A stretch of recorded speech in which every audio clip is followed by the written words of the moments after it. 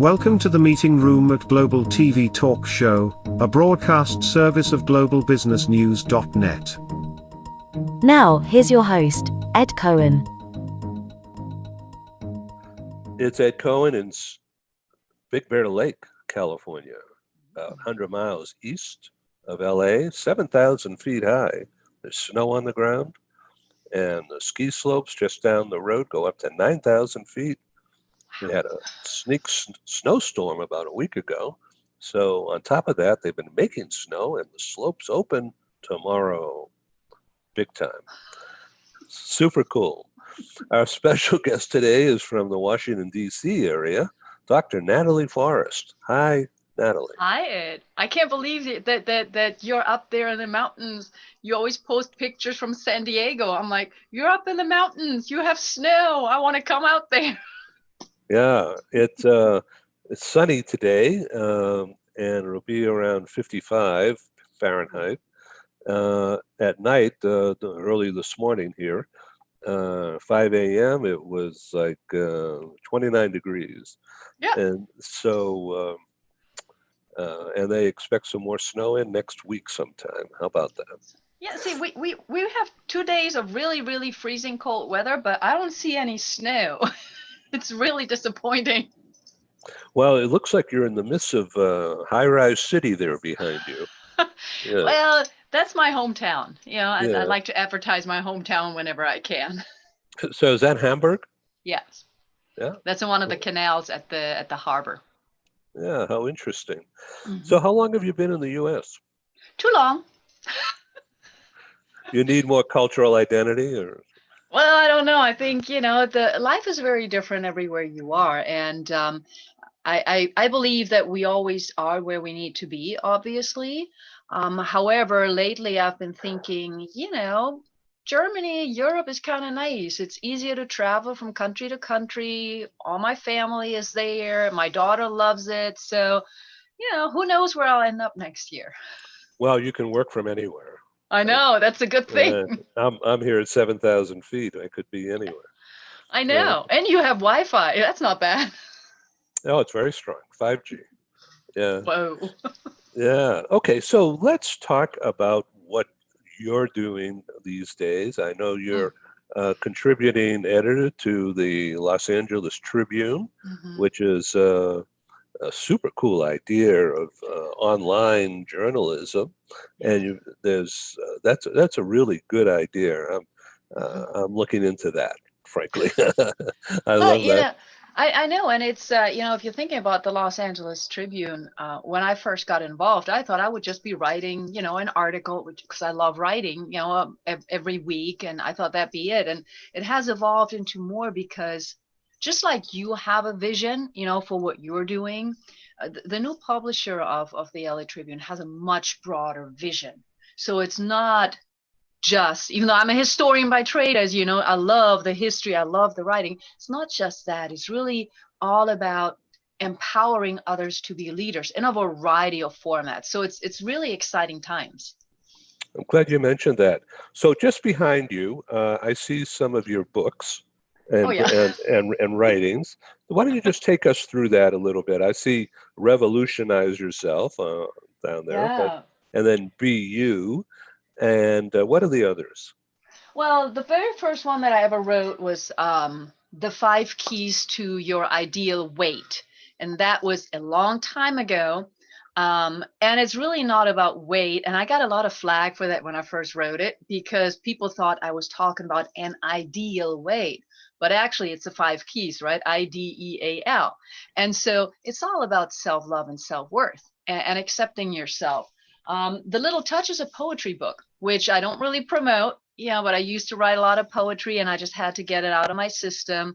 The next one is Feminine Voices. It's a collaboration. I forget how many collaborations I'm in. So it's a very good one, because it's about, being able to speak. My favorite one is this one. Absolutely. That is sort of, I guess, my groundbreaking book. And that's, Revolutionize Your Life Your Way, in which I lay out all my beliefs and how we can be ourselves. Be You is the same thing, but about performance. It's telling you how you can become a better leader of self and a better leader of others by doing a SWOT analysis and by understanding you are needed just the way you are, and you have talents that nobody else has, Let's which go I back believe for is a second. crucial. Yeah. SWAT, it's been around a long time, but I forget what it all means. I can think of a box, square with four corners. What is SWAT? It's pretty much an analysis of, what are my strengths, what are my weaknesses, what are my opportunities, where do I have tensions. It's just a quick analysis of who you are and your skills. And a lot of people forget to do that. It's also about, it shows you how you communicate. And whether you call it a SWOT analysis, whether you use the Myers-Briggs or the DISC or any kind of other self-assessment, it helps you realize that we all have strengths and weaknesses. Or in my words, we have talents and not talents. So, you have to figure out who you are and where you're great at and where you're not great at, and then find the missing piece. So I'm not good at accounting, so I need to hire somebody for accounting. Or I may not be great at selling, so I need to find a great person who can sell stuff. And doing that without fear, without worry about, oh my God, what if somebody knows I'm not good at that? Well, that's how you attract good people to you. So let's do a deep dive for a couple of minutes about one of your enterprises now. I do systems. This is Yeah. a consultancy, isn't it? It's consultancy, but it's really more of it's a tool or a diagnostic. I prefer the term tool that helps entrepreneurs on the one hand figure out where they are in business, because part of what I do is being a business consultant, and it's really difficult at times to be all holistic just because we all have a niche. So I know exactly how to help you, with branding, finding your message, but I may forget to ask you about some financials. So for an entrepreneur, anybody can find out where exactly are you on your journey as an entrepreneur. Because as you know, everybody loves to say, oh, I'm in the growth, I'm in the expansion state, I'm going to leave a legacy. And most of the time that's actually not true, because we may have forgotten some very basic fundamental action steps. So a lot of us, regardless of how successful we are, we may not be sustainable, and knowing where you are helps you figuring out where to go. So an entrepreneur finds out, where am I in my business? What did I miss? And it maps out the next steps. For a consultant, or better, a coach like me, it helps me really figure out where are my clients or my potential clients, and can I actually help them? So if somebody is doing everything perfectly, they have a great team and they need help with, I don't know, digital marketing, that would not be my strength. Then I would say, you know what, you've got everything lined up. I would refer you to somebody else. So it helps us automate some intake systems and ask questions that otherwise might pop up 6 months down the road when we're like, well, I didn't know you didn't have that. And so I think it's an awesome tool. I didn't really create it. Two gentlemen created it. And they just asked me to join and made me CEO, and now I'm helping promote it to the world and tell people how important that is, because I've been, and I am, an entrepreneur, and I'm a business coach, so I see both sides to it. And when I first started being an entrepreneur, I had no clue. I had absolutely no clue about what I was doing, so it would have helped me a lot. Yeah. So the art. And now a word from our co-sponsors. Our programs wouldn't happen without the wonderful support of our advertisers. Here they are.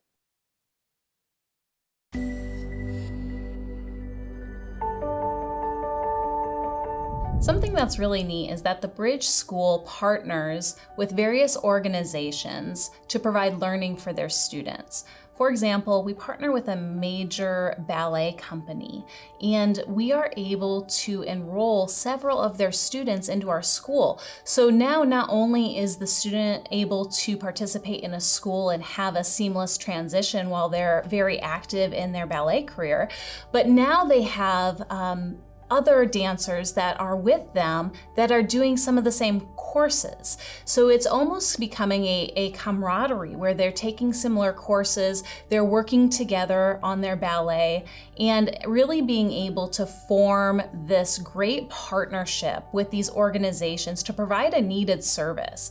A lot of times there are student athletes who will spend hours and hours at the gym or at the basketball courts, wherever it is. And if they're attending a traditional school, they're in school from 8 to 3. They get a quick snack, and then they're at the gym for 3 to 4 hours in the evening. Coming to us and having that partnership, they're able to break that up throughout the day. They can have a morning practice, get some schooling in, have an afternoon practice, finish their schooling in the evening. So there's that flexibility. And additionally, if there are tournaments or performances, it's fantastic because if there's a week where they have shows straight through, they can take that week off of learning and then pick back up when they're done. So it offers this great flexibility. And for the program owners of these sports leagues, it is a win-win situation for them because they see this need. They see this need that their students need to make sure that they are obtaining the grades necessary to be successful adults in our country and in other countries. But it provides them an environment where they can be successful at both.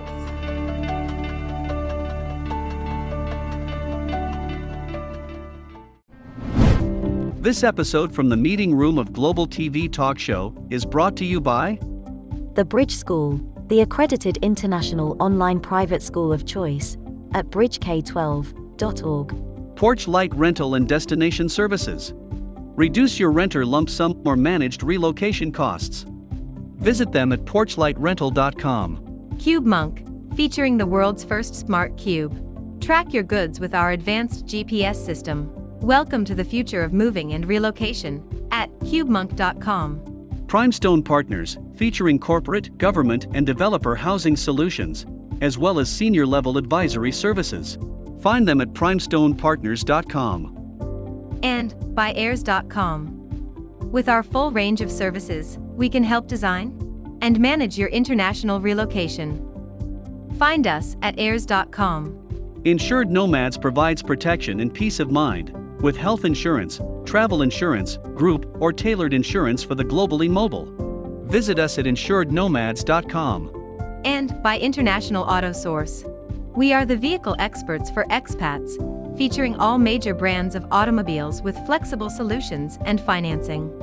On the web at intlauto.com. Hi, my name is Christine.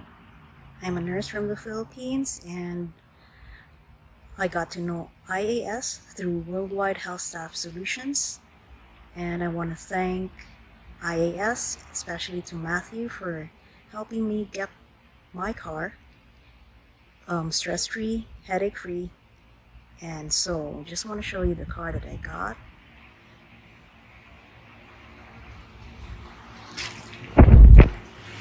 So it's a RAV4 XLE 2020.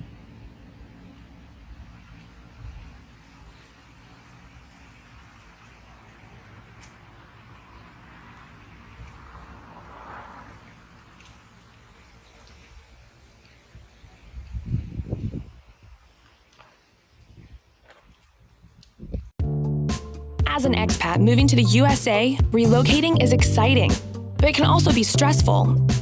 Getting a car, truck, or SUV for personal transportation is usually a high priority. That's where International Auto Source comes in. We make getting the vehicle you want for your work assignment or academic program easy, so you're ready to drive when you arrive. Our product specialists have helped over 50,000 expatriates with their personal transportation needs, making us the largest international auto retailer in the world.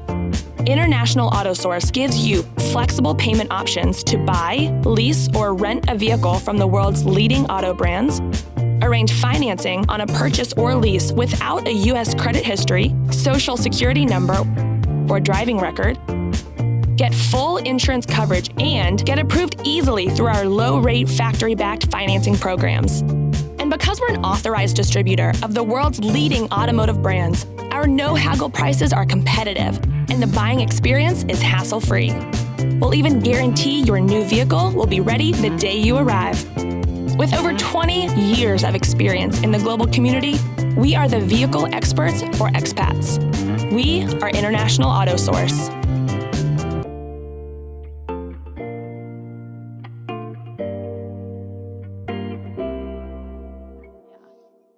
So the articles that you've been writing for the Los Angeles Tribune,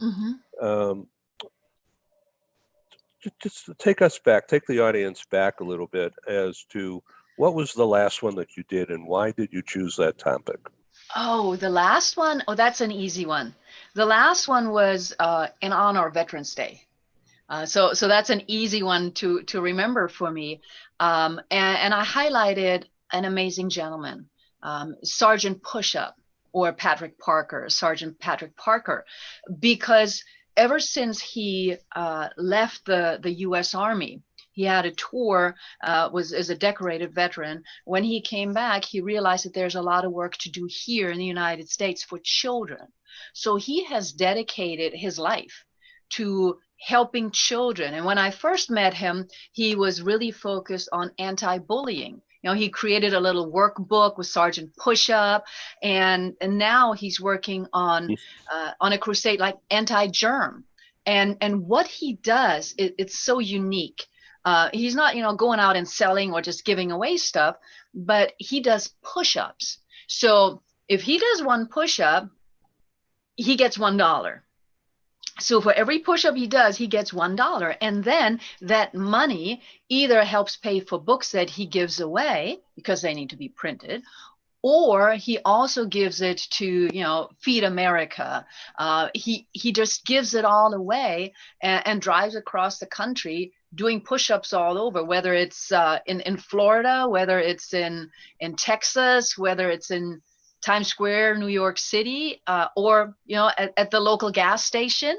And so, he challenges people to push-ups, and that money gets to our kids, either for bullying, the anti-germ, hygiene thing right now for COVID, or, just feeding a lot of the students who, for example, right now are trying to figure out where do they get meals from, with schools being closed in a lot of places, and they have nowhere to go. So he's quite an amazing person. And I use the vehicle of Veterans Day to really point out that veterans don't just serve in the military. It's a spirit. It's like a heart that they have, and they just want to serve others. And by that, they're servant leaders. They don't wait for others to tell them you're needed here or here.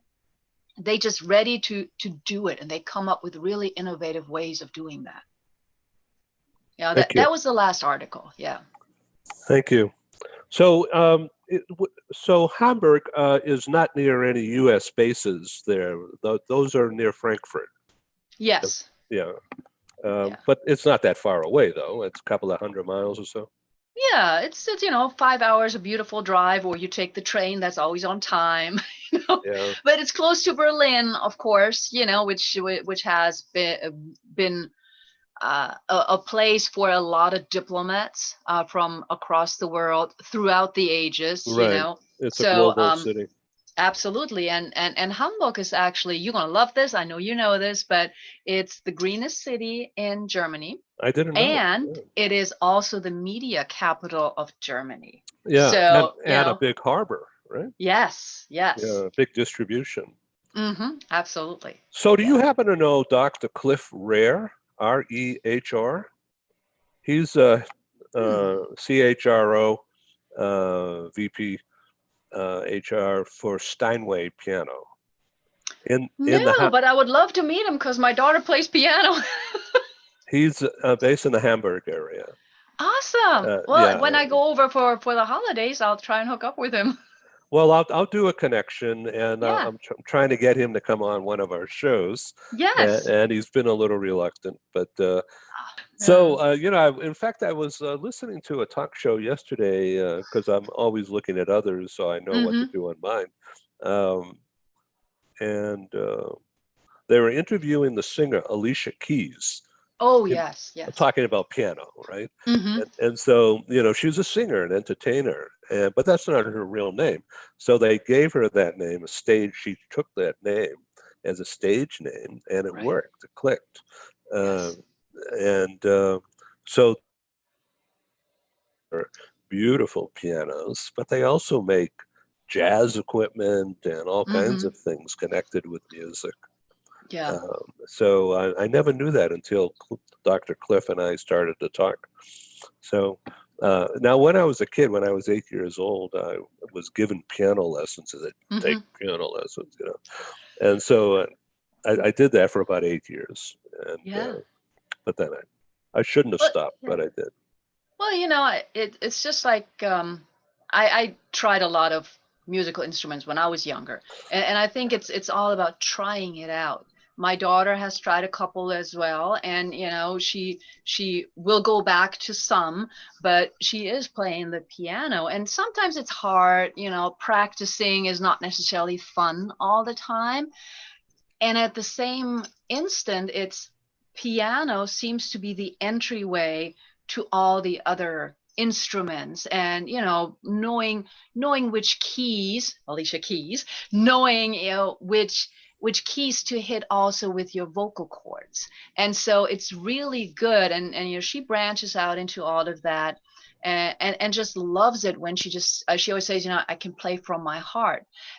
What I have seen is that young people who do play an instrument, they tend to find it a release as well as empowering, because we just need to enable them to create something, right? So when she says, for example, I'm just going to play something from my heart, that's like, okay, go, I'm not going to stop you. And that brings to mind that show that we got tickets for. I think it was Sunday. Don't know if you've heard of it. It was called The Perfect Fit. And I'm blanking on his name, Joshua Turbin, I think. He's I a don't he's a know. 12 or 13-year-old young gentleman who wrote this whole musical. Really? Wow. And so, we watched it. I got us streamlining tickets because I wanted her to see, it doesn't matter what age you are. We still live in a society where very often we hear, well, you're only 8, you're only 9, wait. But if we tell our kids to wait consistently, we're damping their spirits. So music, I think, is a way for them to explore. Plus, I believe that music makes communication so much easier. That was a long-winded You know response. what? I've got to tell you that yesterday, one of my broadcasts, I've been doing multiple broadcast days, Mm-hmm. which frankly is tiring, Yeah.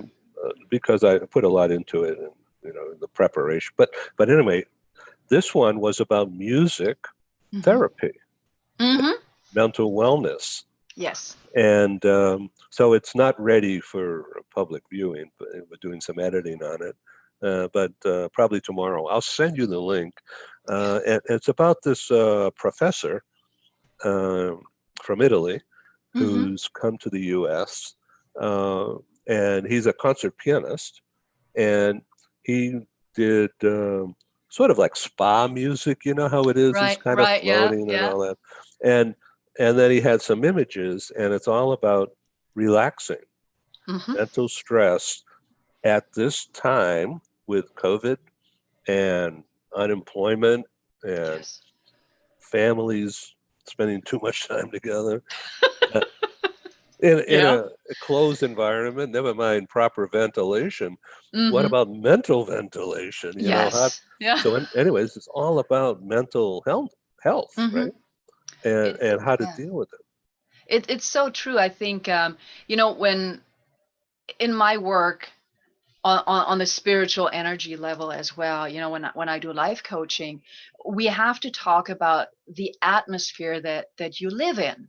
And one of my favorite things is music, because we all hear different music, and we react differently to music. I know you've heard of that experiment with water drops, how they react to music differently. It's amazing. Rock music, which I also listen to. I listen to all sorts of music, okay, depending on my mood. But rock music does something else to the water droplets versus piano versus spa music or meditation music. So, alpha, beta, theta waves, there is a correlation to our brain, and it helps us. That's why I believe that music helps us communicate, because when I'm angry, I listen to very specific music just to get it out of my system, and it's like, okay, just get it out. And you see young people also dance like crazy sometimes. It's just to get it out of our systems. And then on the other hand, if I want to focus, I put very specific music on. If I'm in a melancholic mood, I put certain music on. And when we're driving, then, reciprocity, when we're driving and there's a song all of a sudden on the radio, it can absolutely influence how we're driving, whether we're starting to be more aggressive, whether we're more relaxed. It's fascinating. And taking, the music to, for example, how we eat. And I'm not talking about, eat eat this food or eat that food, but there's also been lots of scientific analysis of what happens when you eat and you're watching a violent movie, or when you eat and you read, versus when you eat and maybe you have some music in the background, but when you focus on the food, the intake into your whole system and how your body deals with that intake of food differs, and can actually, with a violent movie, it can be very disruptive because you're sort of feeding your body right now all the violence. It's fascinating when we're thinking about how all of that connects. So, can we talk a little bit about stresses that are going on now as a result of COVID and lockdowns and unemployment and government control over the individual? And the reactions are really interesting. Some are frightening and threatening, and others are, well, they got a point there, but maybe they shouldn't break windows, So we don't need that. No one needs that. So, but what about working from home and the family situation? And also another thing, some men have an issue with strong women in the workplace, whether or not it's their boss or competitor or coworker. How should men deal with this? I mean, I know there's not simple answers. Right. Well, I'll take it from the stresses first. And I'll relate it to history partially. So actually, let me say this differently. Historically speaking, men have been identified and have been asked to take on the role of the provider. That is throughout history. Now, prehistory, we have a lot of women doing that, but I'm just talking in general, Western civilization right now. So men have been assigned the role of breadwinner, provider, and then all of a sudden there's that identification, psychologically speaking. If you ask a person, who are you? Their 95% of people will tell you their job first. So there's this very, very close identification: job, whether it's the profession that they're in, and then coupled with what is the contribution. So we're still in 2020, almost 2021, living in a society where most of the time men still fill the role of the breadwinner. Culturally speaking, not necessarily in every household, but culturally speaking, it's still sort of that image. And, when you're going all the way back in history to the Great Depression, and I'm not saying that we're in a Great Depression right now, but you mentioned unemployment. So what happens when the breadwinner loses his job. That's a huge stressor, because now the question is, what is my value? What is my worth? I can't even provide for my family.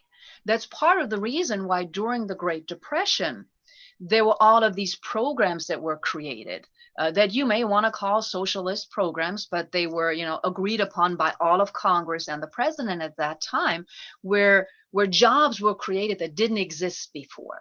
I mean, all of our national parks, a lot of the murals, a lot of writers would have never been able to get paid for that type of work. But there were some writers who, instead of having, for example, a job at the post office, they were asked, well, why don't you go over here? We'll pay you to write. And then another male could take that job at the post office. Because of that identification of, if I don't have a job, what am I good for? And that is a huge stressor, which is why during the Great Depression, we've seen so many, especially men, ending up committing suicide. And, they were trying to figure out how to make money, and they couldn't until these programs came into being. So I think, since we're still partially living in that psychology and that culture, and I'm emphasizing partially, there is that big stressor. Well, what if I lose my job? What am I going to do at home? Will I be valuable at home at all? And now my wife has to go work. Where can I show my face? Or do I have to ask my child for her allowance back? Those are huge stressors, because aside from being male or female, if we have a family, we feel responsible to take care of them.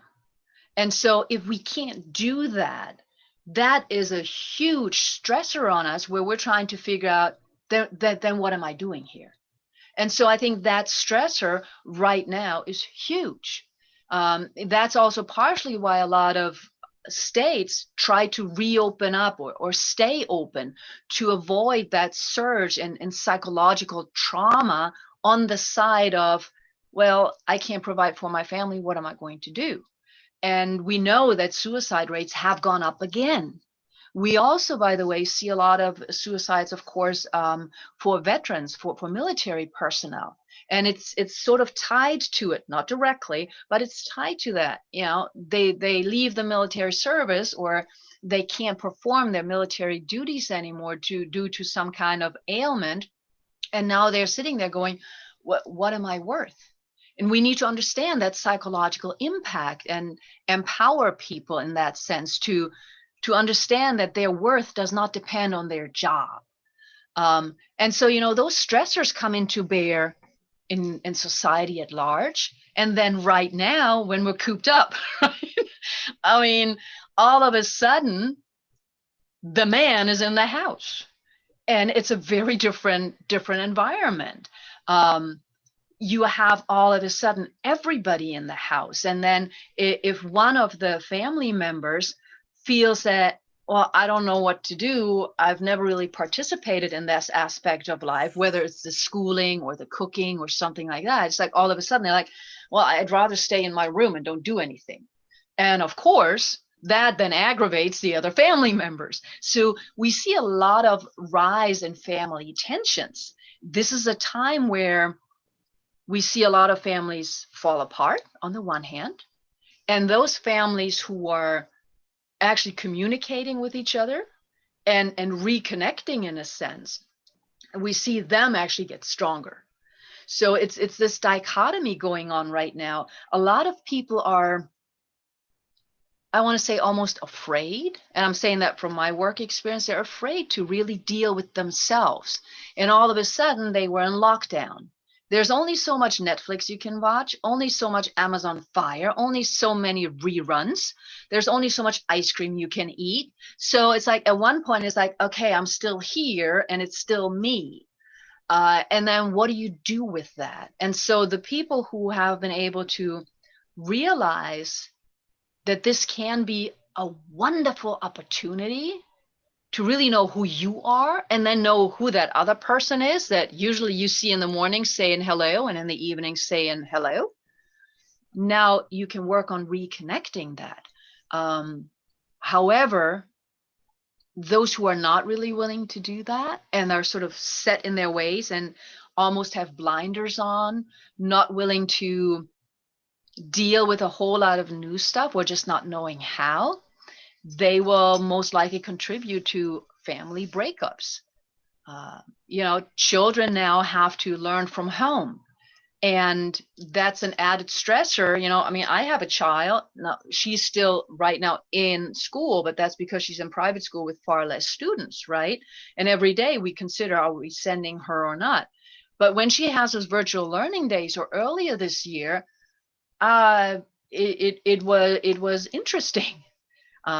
She does a lot by herself, right? But still, then she comes in. So the focus that I can have on my work, and this goes for anybody who works at home, we have a time management system. We say, from 9 to 10, I'm doing this. We have our calendars. Well, but now there's that other being or that other thing that pops up all the time. And it can be simple things like it's snack time. Well, I didn't calculate snack time into my schedule, but it's snack time for the kids. And then, of course, the kids get so stressed. I think on the one hand, what I have found is that our kids are much more capable of dealing with the situation. That's number one. They're very strong in dealing with the situation. And spiritually, I believe they're made for this. However, on the other hand, they don't have that social interaction. So they're trying to find ways to do that. And then sitting in front of a computer every day, that is not good. I'm anti-screens as much as I can be, even though I work through a computer. But we wear those glasses that's supposed to help with the blue screen. Our eyes still get worse just by being on computers all the time. It's a different learning style. You get easily distracted. We know that those generations right now, they multitask.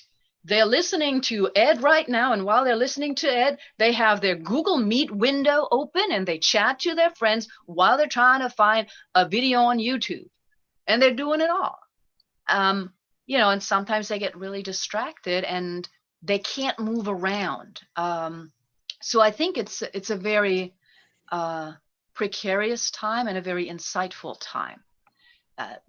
Going then to some men, there are some men who deal very well with strong women, and I don't know, for some reason today I keep pointing the military out, but I think the military at some point in its history became really more equally oriented.